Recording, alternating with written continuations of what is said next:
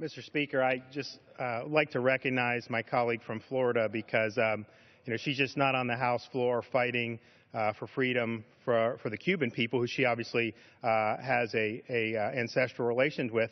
She fights for freedom for everybody, whether it's in Venezuela, Iran. She's there. You can set your clock to it. When I first heard about these concessions, I was really scratching my head. I was flummoxed. I talked to some of my colleagues, and I'm like, we're not really getting anything for this. And sure enough, Raul Castro goes out, talks to the Cuban people, says, we're not changing. We're not changing anything. They're staying exactly with the values that they have been with from the beginning, which are antagonistic to freedom, antagonistic to everything we hold dear here in the United States. And, when you look at countries like Cuba, a lot of times you don't even need to get in the nitty-gritty. There are just certain signs where you know the nature of the regime. I mean, for example, you look at communism in Eastern Europe.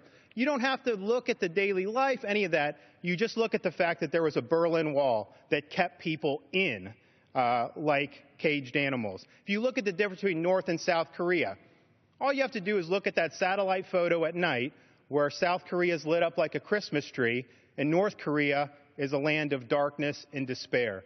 For me, when I think of what is the nature of the Cuban regime, I think all you need to know is that you've had tens of thousands of people living in Cuba. It's a nice island, beautiful weather, and they're suffocated so much that they are willing to swim across 90 miles of shark-infested waters, the Florida Straits, knowing that they're probably going to die.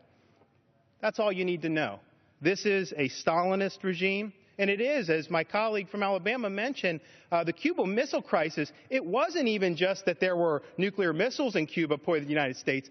Fidel Castro was telling Khrushchev to fire them into the United States. We actually were fortunate that Nikita Khrushchev was actually the cooler head in that. So if Castro had his way, there would have been nuclear weapons sent here. And so this is the nature of the regime. So what are you doing with this policy? And to me, I look at it very simple. I think this fact is true. Every single dollar spent in Cuba benefits the Castro regime. Every single dollar. And if it were otherwise, Europe doesn't have restrictions. Most of the other world doesn't have restrictions.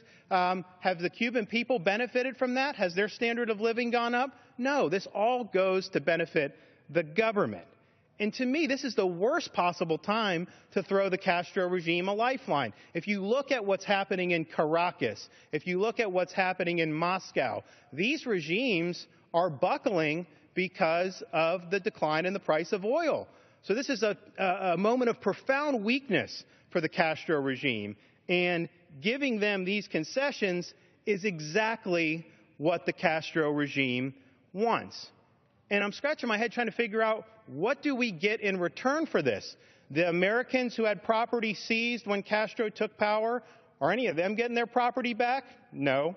What about the Cuban Americans who had to flee? They had their businesses taken, property taken. Are any of them going to get any type of recompense? Of course not. What about freedom of speech, political rights, the ability to participate in political life and criticize those in power? Is that being extended to the Cuban people? Not on your life. Nothing. Although I will say it's interesting, and my colleague from Florida mentioned just the dismal credit rating that Cuba has. They don't pay back any loans. So are we then going to extend, say, Export-Import Bank loans that are backed by the taxpayer to do business in Cuba? So the American taxpayer is going to end up having to pay for that. That is not a good source of business for our taxpayers. And the tragedy of this is we've given away leverage that could have come in handy.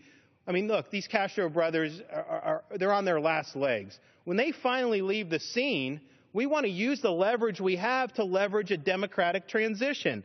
And instead, we're essentially normalizing the status quo. So if the Stalinist dictatorship survives beyond the Castros due to U.S. support, you're going to have 11 million Cubans who are consigned to another generation of tyranny. And I'll just say one more thing. When I read the media coverage, I think I can say this because, I'm not from South Florida, but the coverage is so negative about Cuban Americans who fled Castro, like, oh, they're living in the past, this is anachronistic, all this stuff.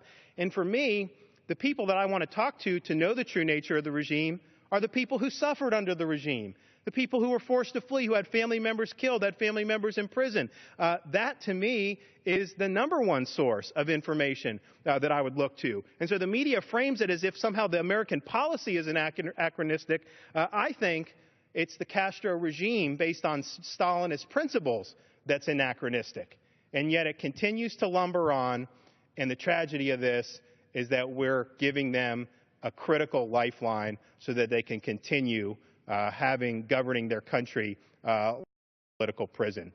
So I appreciate you organizing this. It's my colleague in Florida, and we're giving speeches here tonight, but we need to act in this body, and we need to show that this policy does not represent the will of the American people and does not represent what is best for people in Cuba that are struggling for freedom. And I yield back.